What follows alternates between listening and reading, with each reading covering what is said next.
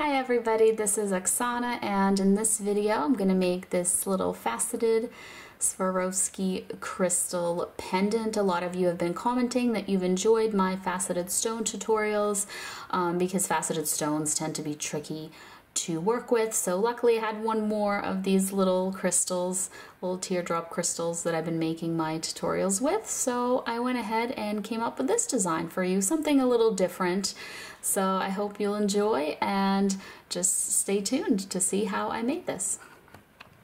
So we're starting out with one piece of our 20 gauge square copper wire. Mine is from riogrande.com, and the piece that I cut myself is 12 inches long, and my stone is 14 millimeters tall, and it is a teardrop shape. Here's the back of it is coated. It's a Swarovski crystal.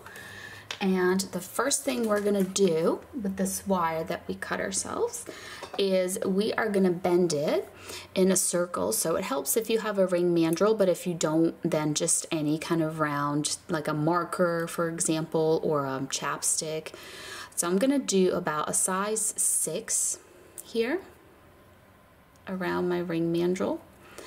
And what I'm trying to do, because this is square wire, is I'm trying to keep the flat edges, I'll show you in a minute here, the flat edges of my wire kind of together. So see, like this is an edge, this is an edge. So instead of like having it twisting, it's just all going like this. So I'm just pressing it together like that. And I'm just taking a little piece of some half round wire. This is 24 gauge half round wire. 22 would work as well. And I'm just taking the tail end of it and wrapping it around and around. It's attached to my spool there, so if I run out of this tail end, I can always start wrapping there. But I like to do the tail end because you can just wrap that one around and around, and then if you, just gonna move this up. But if you run out of tail end and you have to do this, what you have to do is guide it with your hand and turn the piece. That's the only way to do it, or it's gonna get twisted. So then I'm just trimming off the wire, and I'm making sure that both of the wire ends are on the same side. So whatever side they're on, that's going to be your front. So this is my front here, like this. And you have a few different options for this rounded portion. You can either just do nothing and leave it as it is. You can take one of the half round wires, just like the one I used here, and just wrap it all the way around. That you would have needed to do like ahead of time before we attach them together. But that's a little bit of work, but it's a cool look. Maybe after you do this one just regularly, and if you like it and you want to spruce it up a bit, then you can do that.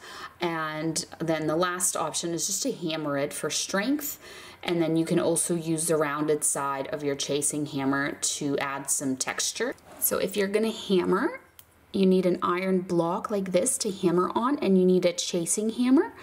And so first you hammer with the flat side of the chasing hammer just to kind of flatten it a little bit and make it stronger. And then after you do that, if you want to add some texture, you can take this rounded part of your chasing hammer and hammer with that, and that adds some texture. So if you do those 2 steps, which you don't have to, but it just helps make it a little stronger since this is just a 20 gauge wire. This is what it looks like with the texture, and I think it looks especially cool when you oxidize it. So this is the front. This is where the wire ends are, and this is our little teardrop here. What you want to do is you want to hold it this way with the point of the teardrop facing up. So we're going to flip this to the back. See, the back doesn't have the texture on it. And we want to kind of sit the point right here in this like little gap, right? So the point is just right here. And then you want to hold it, so I'm just pressing down on it with my thumb and fingers, and then I'm bending this down and around my stone. So I'm pushing it onto the front of the stone. This can be tricky because the stone gets a little slippery, moves around in there, but ultimately we've bent it around the stone. Now the stone is not secure, so it'll just fall right out. Now straight away when I look at it, I see that when I bent it, it kind of went to the left here. So I'm just gonna adjust it so it's centered in the middle. And then what I'm gonna do is separate these wires out like this, trying to keep them kind of equal and even, like that. So what we're gonna do now is we're gonna put our stone back in. Now it's not gonna stay, so you're gonna have to hold it, but just pop it back in, get it nice and centered in there. And then we're gonna take, actually, hold on, mine looks crooked. There we go.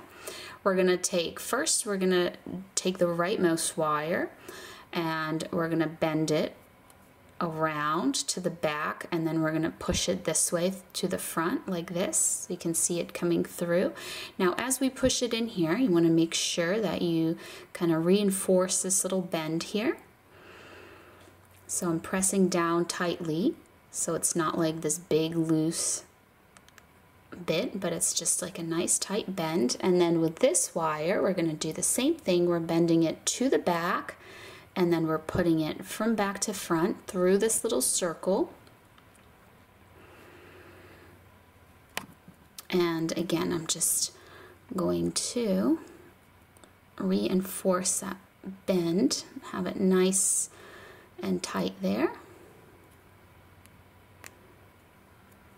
Okay, so our stone is sitting in here. Just adjusting it a little bit.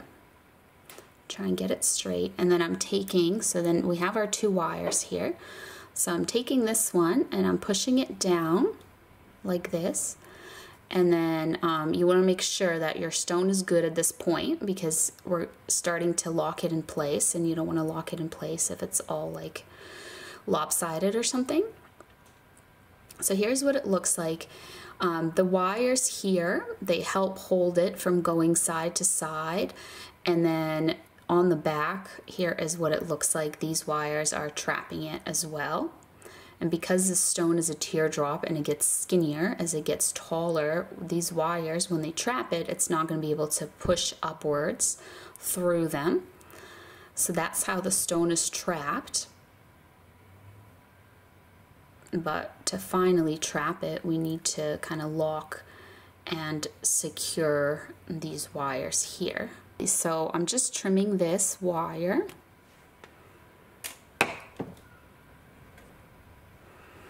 And I'm taking it and I'm pushing it in there.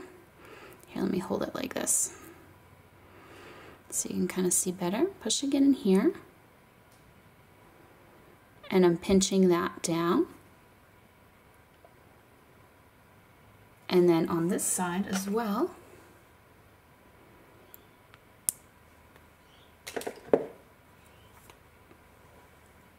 taking this little wire end, having it go in there, and then just around the wire until it's completely a closed loop.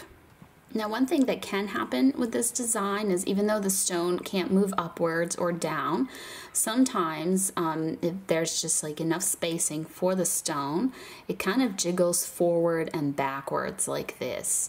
So what you can do to stop that from happening is you can just cut yourself a few inches of the half round wire, and we're just gonna take this half round wire and I'm gonna put like a little curve in it so it's easier to get it where I want it, and I'm sliding it in here. Let me kind of curve it some more. Or you can even use some pliers to help it go where you want it to go. but mine already did it, so I'm just sliding in here. Here's how it's positioned. It's kind of going around the stone, but it's underneath this loop. You can see that. And so once you do that, kind of get it a little bit centered. Oops. And we're gonna attach that half round wire just to right here, to this wire here. So I'm wrapping it around. Don't pull too hard yet because the other side is not attached. So if you pull really hard, it might just pull the whole wire out. So I'm just wrapping it a few times, probably at least 4 times, so that I feel confident that it's not going to unravel. Alright, so this is the last time. This is number 4, and then just have to try and cut this as far in there as we can so the wire end is not visible. So I'm just going to press down on that little wire end there. So here's what it looks like. Here's the wire. It's coming here, wrapping around right there 4 times, and then here it is in the back. It's going around the stone. It's going above this little point. We're trying to like lock the little point in because it's locked here in the bottom. We're just locking it on top. Then it's going here. And now we just have to do the same thing we did, but on this side. All right, so we do want this to be relatively tight and secure. And I do want this to be below this little bit here. So I am just going to pull on it, not super hard because you can just break the wire. It's a thin wire, but just kind of hard enough to make sure that it's nice and tight. And then we're just going to do the wraps. We're just going to do the 4 wraps just like we did on the other side. So that's 2 wraps. I'm just going to do 2 more.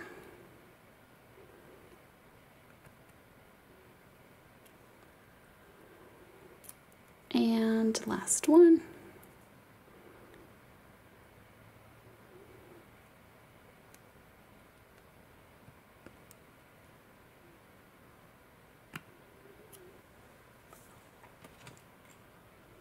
Now I'm just going to trim that, try to get in there. Push down that little end so it's not noticeable. And now, if we push on the tip of our stone, it doesn't jiggle back and forth anymore like it did before, because this is helping trap it. So to wear this one as a pendant, you can either attach a bail to here and have it like dangle on a bail, or you can just do the lark's knot technique with a necklace, which is what I'm gonna do. So you take your cord necklace, you kind of fold it in half so you have this little loop. You put the loop through your bail, and then you go through that loop and you pull the ends of it through. And you end up with this sort of situation here. And that's a fun way to just quickly attach. And if you do it backwards, then it looks like this kind of little knot. Maybe you prefer that or this, but that's just a way to get this on a cord necklace. And there you go. There you have your little faceted little dangle. Now this does work best with a teardrop shape. I think the oval, it could theoretically hold the oval, because as long as you make sure that these bits up here are holding the oval at like a more narrow part, because the oval will, you know, it'll be like narrow, narrow, then it'll get wide, then it'll start to get narrow again. So as long as you're doing that, and it's not like the middle of the oval, because then if it's the middle, then it can just slip upwards and out. So that's it. I hope you enjoyed. Thank you so much for watching, and I'll see you next time. Bye.